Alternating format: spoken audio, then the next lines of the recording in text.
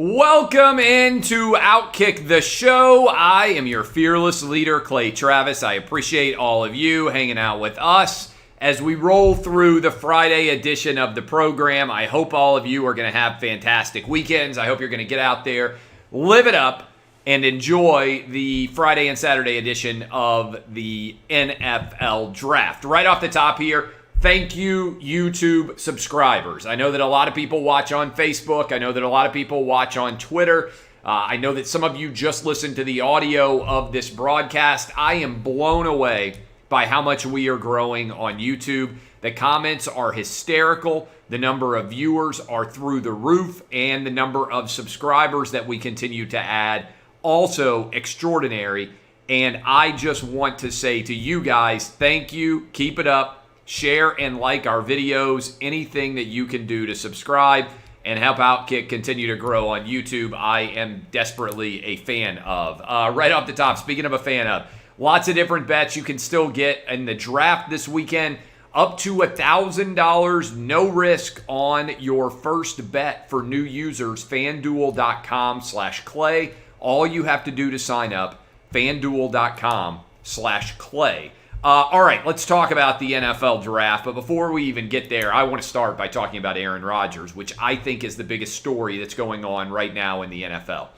If you were under a rock yesterday and did not notice, Aaron Rodgers and his team leaked to basically every media member associated with the NFL that Aaron Rodgers wants out of Green Bay, that he had demanded a trade, that so far the Packers have not been willing to follow him in that request. So, what is going on here? How would we assess this drama? What's likely to end up happening? Let's start here. Aaron Rodgers is 37 years old. He just won the MVP in the NFL and arguably played his best season of all time. In the last 10 years, since he won his first and only Super Bowl with the Green Bay Packers, the Packers have had an opportunity to draft 10 times, from 27 years old to 37 years old, during which time they have had arguably the best quarterback of his generation purely from a talent perspective. Not the most winning, not the greatest in the postseason, all those things. Arguably the best quarterback of his generation is Aaron Rodgers. Guys like Tom Brady and Peyton Manning sit around and look at throws that Aaron Rodgers makes and say, we couldn't do that, okay? So, 10 drafts. The Packers have drafted defensive players 9 times. Sound like Ferris Bueller there. 9 times they have drafted defensive players with their first pick in the draft. The only time they drafted an offensive skill position player to theoretically help Aaron Rodgers, Jordan Love, the quarterback that they drafted last year to replace him in 2020. So I understand why Aaron Rodgers is angry. I talked about this last year. You're in the NFC Championship game against the 49ers. You lose. You go into the offseason, and you use your first-round pick on a guy who never takes the field for you in 2020, and then you end up losing in the NFC Championship game again, partly because you don't have good enough corner play and you get picked apart by Brady and company late in the first half, in particular when Scotty Williams beats your guys deep. I'd be furious if I were Aaron Rodgers. And I think that's what this is all about. It's still directly connected to the decision to draft Jordan Love. So how do you resolve it? Where do we go from here? If I were the Packers, this is me sitting back and pretending that I was an executive representing the Green Bay Packers, I would go to Aaron Rodgers and I would say, we are going to trade Jordan Love. And we will pay you the highest salary in the NFL for the next 3 years. Because what the Packers did when they drafted Jordan Love was they gambled that Aaron Rodgers was done. They gambled that he didn't have anything left in the tank. And oh, by the way, he clearly does, and he showed them. So I would suggest tearing up his existing contract, signing him to a 3-year extension, making him the highest paid quarterback in the entirety of the NFL, and I would also tell him, we're going to trade Jordan Love. He's not the future of this organization anymore. We understand we shouldn't have done that. And we're going to try to trade him and get an offensive weapon for you. I'm just tossing it out there. I don't know that the Falcons would do it. What if the Packers called the Falcons and said, we'll give you Jordan Love, a quarterback of the future potentially for your franchise, in exchange for Julio Jones. I'm not sure that the Falcons would do it. Probably they would not. But that's the kind of move that you could make if you were the Packers to try to get Aaron Rodgers back in your good graces. So that's what I would do if I were the Packers. If I'm Aaron Rodgers, I do exactly what I'm doing now. I let it be known that I want out. And I think the reason why Aaron Rodgers wants out is simple, because he saw what happened with Tom Brady when he left the Patriots. Brady got to survey the entire landscape of the NFL and go join the team that had more talent on offense than any team he'd ever played with before. Chris Godwin, Mike Evans, Cameron Brate, before he got hurt, O.J. Howard, Gronkowski, Leonard Fournette. This was a more skilled offensive team than Tom Brady had ever had. And I think that's what Aaron Rodgers is looking around saying, hey, the Packers have took my talents for without respecting them. They've taken them for granted. And that's why they've been drafting all these defensive players, because they think I can make anybody look like a Pro Bowler because I'm that talented on the offensive side of the ball. Not to say the Packers don't have talent. Devontae Adams, Tunyon, there are guys, there's a lot of running backs that have had success. But I think a large measure of that success is directly predicated on Aaron Rodgers being their quarterback. So, I never would have believed this, but Aaron Rodgers can actually use jeopardy as leverage if he doesn't want to play in the NFL anymore. He can say, look, I've already won a Super Bowl. I'm a first ballot NFL Hall of Famer. I'm still healthy. I'm 37, going on 38 years old. I can go out at the absolute apex of my career, winning the MVP and not returning. And I can play hardball by taking the job to host Jeopardy if they really want me to potentially be one of the guys to replace Alex Trebek. I think that is an incredible, powerful move that Aaron Rodgers has. So, if the Packers are aware that Aaron Rodgers is willing to sit out, where could they trade him if they're trying to get assets? I think the place that he would go, beyond a shadow of a doubt that makes the most sense, the Denver Broncos. Why do I think the Denver Broncos make the most sense? Because they have right now Drew Lock and Teddy Bridgewater as their quarterbacks. They intentionally passed at pick 9 on Justin Fields and on Mac Jones, which feels a bit strange if they were not already trying to work on a deal with the Green Bay Packers. And much like John Elway and Peyton Manning, Aaron Rodgers could try to win a second Super Bowl and ride off into the sunset as a Bronco winning quarterback. The Broncos haven't had any success replacing John Elway other than the 4 years that they had Peyton Manning, which was obviously very successful. Rodgers would be in the AFC West. We'd have games against Patrick Mahomes twice a year, Justin Herbert, pity the poor Raiders, who we'll talk about here in a moment. To me, the most likely destination is the Denver Broncos because they have the biggest and best opening at the quarterback position. Washington does a bit as well. The Pittsburgh Steelers, they need a backup long term for Ben Roethlisberger. But to me, the long-range play here, the one that makes the most sense, is the Packers trade Aaron Rodgers to the Broncos. Also comes with the benefit of getting him outside of the NFC so you don't have to play against him in order to get back to the Super Bowl. And if you truly love Jordan Love, who you decided was the future of your franchise, this gives you an opportunity to start to play him. That would be my solution working through. One wild card that I haven't heard anybody talk about. If I am the Houston Texans, I get on the phone with the Green Bay Packers and I say, hey, would you trade me straight up Aaron Rodgers for Deshaun Watson? Might sound crazy, but Deshaun Watson, everybody stopped talking about it, still has the 22 sexual assault charges out there. You know that he is a proven quarterback if you are the Green Bay Packers. Getting 12 years younger than Aaron Rodgers, in theory, that might be a deal that they would consider. Now, I don't think Aaron Rodgers would be willing to go to Houston because who would? It's a mess of a situation, even worse than the vast majority of the problems that he has with the Green Bay Packers right now.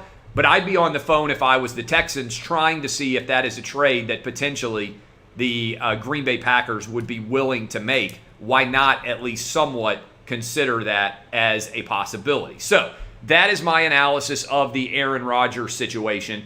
I am fascinated by it. We now have a dual situation, a little bit like Deshaun Watson, where you demand a trade, but you don't know exactly how it's going to shake out. And we'll have to see what happens over the ensuing days and weeks and months. In the meantime, if you're in Tennessee or looking to move to Tennessee, large number of you out there thinking maybe about moving to my home state of Tennessee, I've got the guy and the team for you. Hunter Briley and Regal Realty help individuals buy or build their next residential or investment property. Contact Hunter Briley and the Regal Realty Group. Phone number 615-630-9735. That's 615-630-9735 if you are interested in moving to the state of Tennessee, or if you already live here and you know how white hot the real estate market is and you're trying to find somebody to help you move. That, my friend, would be a good choice. All right, what do we think of the 5 quarterbacks? Let's go into the actual NFL draft.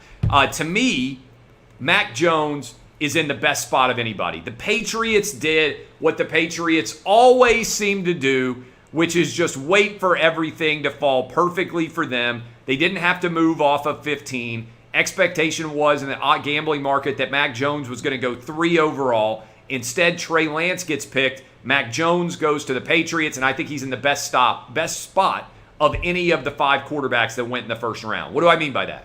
I love that Cam Newton is still there. By the way, we got an Auburn, Alabama guy, 2 Auburn guys actually, with Jarrett Stidham and Cam Newton. And you got Mac Jones sitting there with the Alabama Crimson Tide representing in New England right now. I like the fact that he's not going to have to play immediately.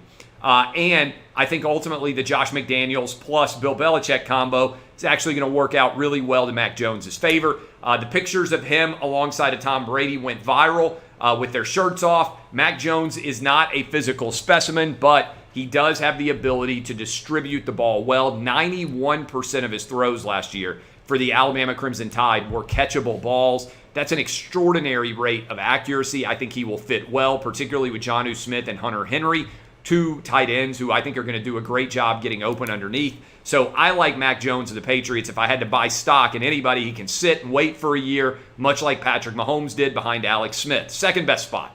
I like Trey Lance with the 49ers. I love Kyle Shanahan's offense.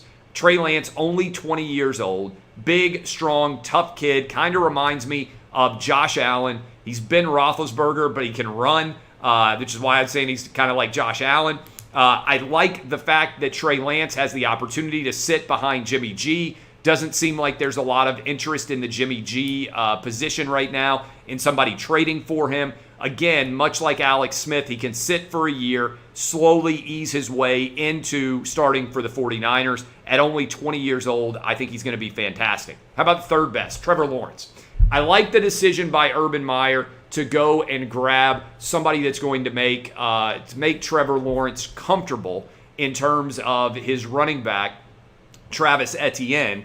They run a lot of read option over the years at Clemson. I don't think they'll run Trevor Lawrence that much in the NFL. He is a better athlete than anybody gives him credit for, but I like that he's going to have that comfort level. Urban Meyer, interesting moves. I'm curious to see what the Jags do to take the first pick of the second round here. Effectively, they have 3 first-rounders, which can make a tremendous difference in terms of how much change this team is going to represent.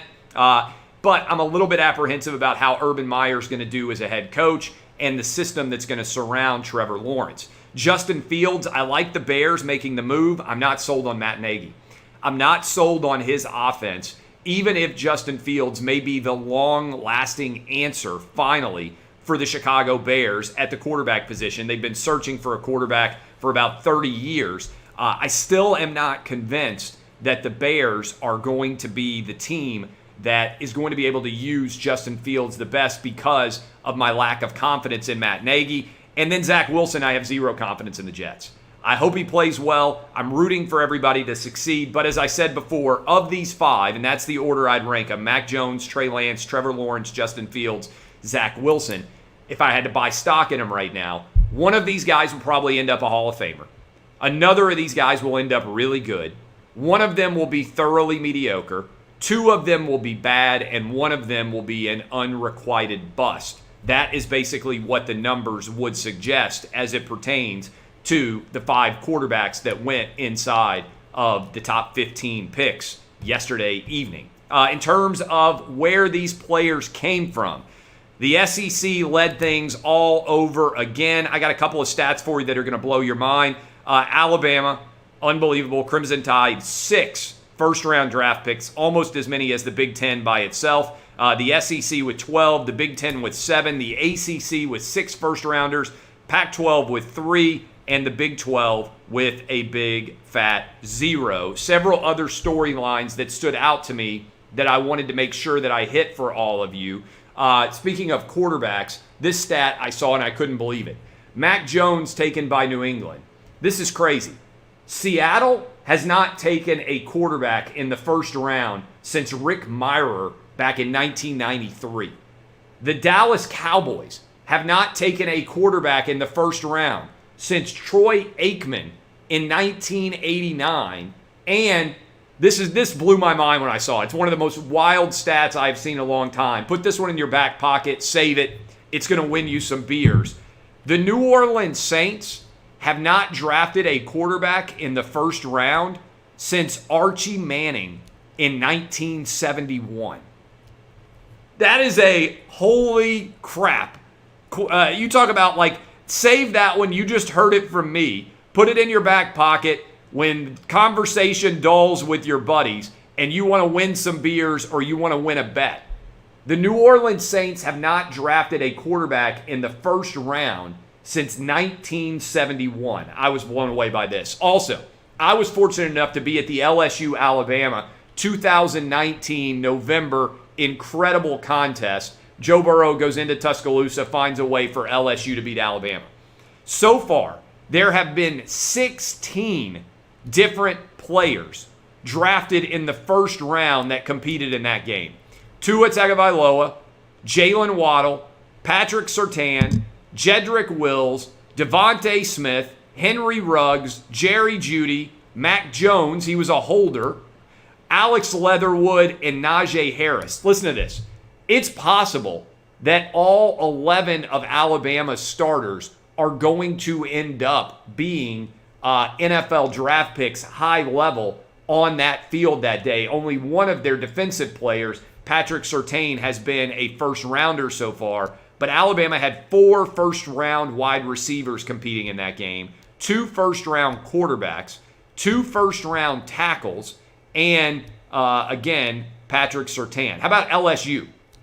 Joe Burrow, Jamar Chase, Chason, Justin Jefferson, Patrick Queen, and Clyde Edwards-Helaire. What stands out about this is the flip side to the 9-6 football game, which I also saw in person between Alabama and LSU.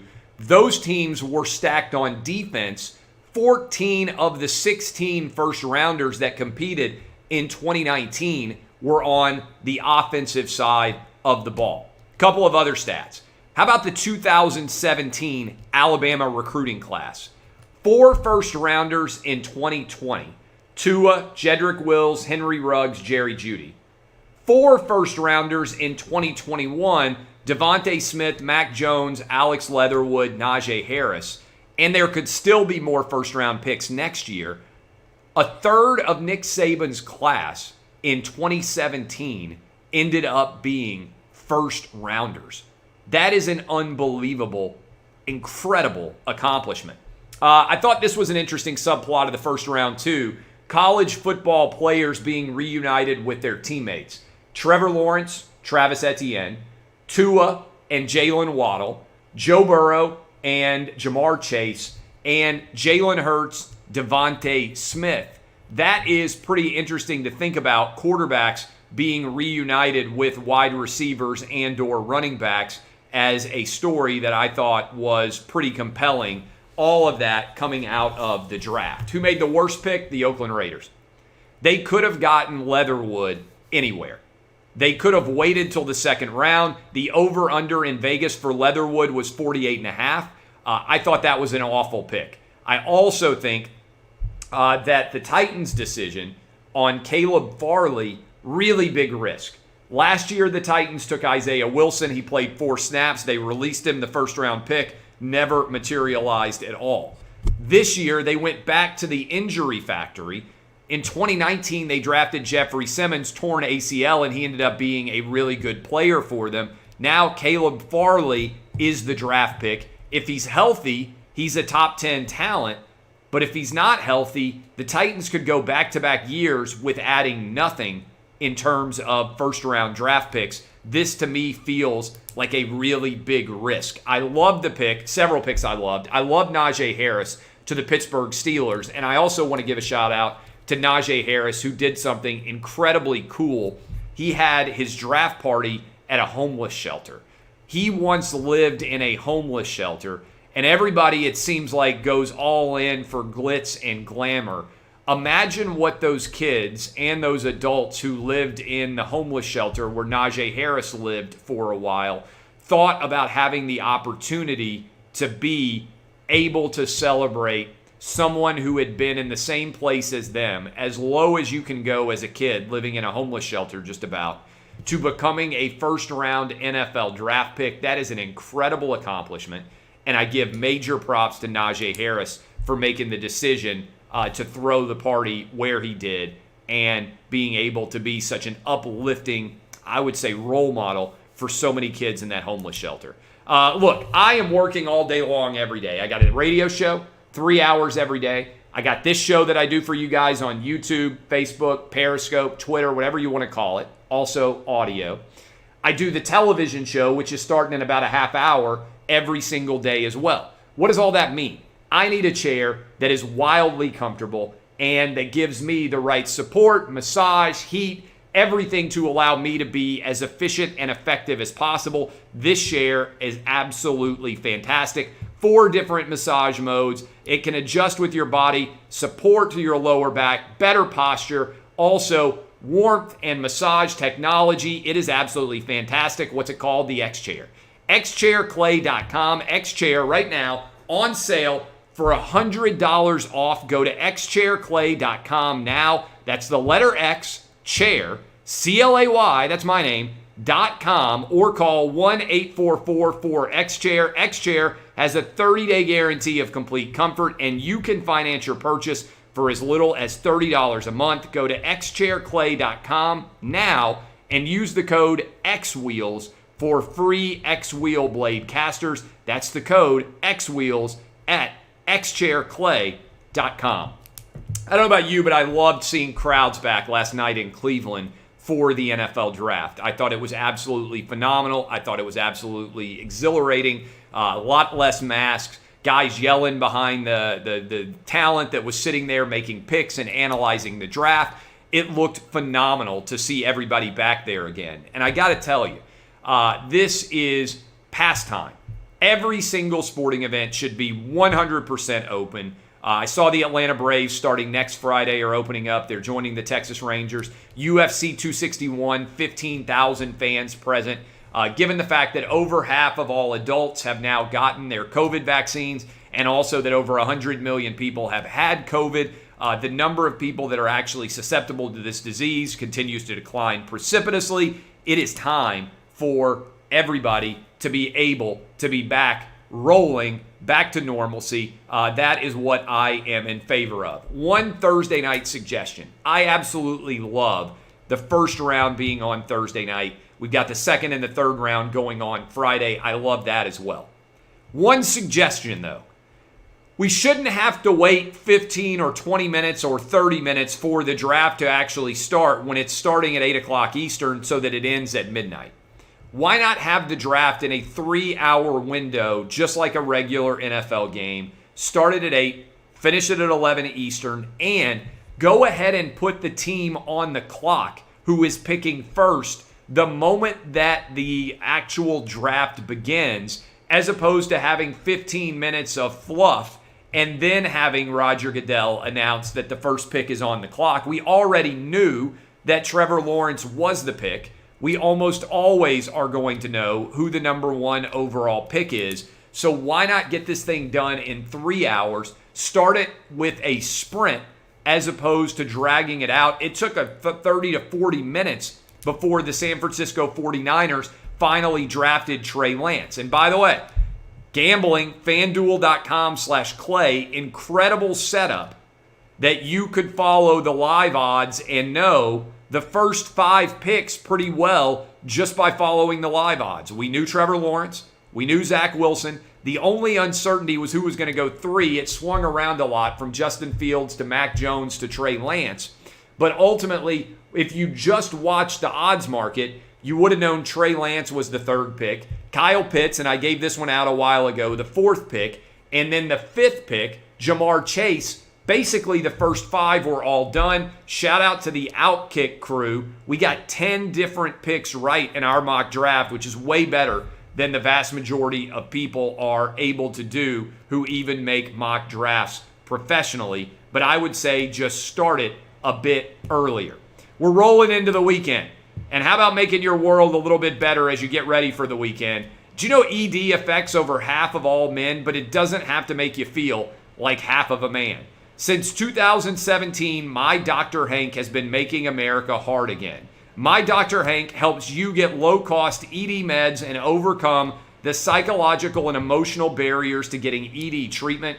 They secure your prescription and then ship it to you discreetly every month from USA pharmacies, all for as low as $2 per pill. So don't wait. Join the movement. What an incredible tagline this is. Make America hard again. Go to mydrhank.com/Clay and sign up. Tell Dr. Hank Clay sent you. He'll give you 50% off your first subscription order. That's mydrhank.com/Clay. Offer available for a limited time. Make America hard again with mydrhank.com. Thank you guys at YouTube. Appreciate all the love on there. Go subscribe and share with your friends and keep these comments. They're hysterical coming. I'll be on television in a little over a half hour to do Fox Bet Live and break down everything that happened in the draft yesterday, as well as get ready for rounds 2 and 3, which start on later tonight. My name is Clay Travis. DBAP, unless you need to SBAP. This has been OutKick the Show. Have